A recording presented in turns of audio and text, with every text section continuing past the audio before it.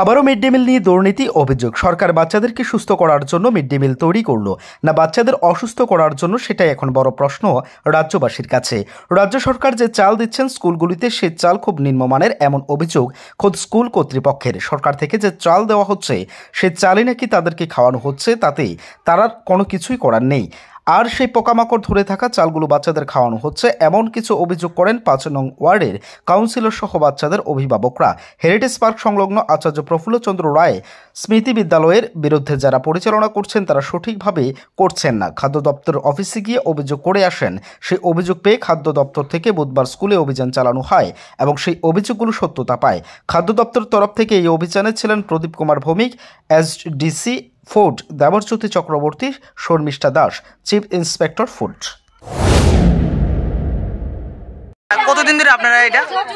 আমি তো বলতে পারি যে 2 বার।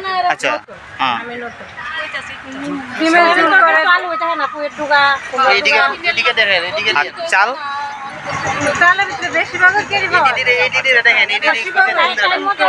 বাচ্চারা খাওয়ালে তো অসুস্থ হইতেই পারে, সময় মতো হয় না। আর প্রায় দিন ওই দাঁড়াই থাকি স্কুল ছুটির পর।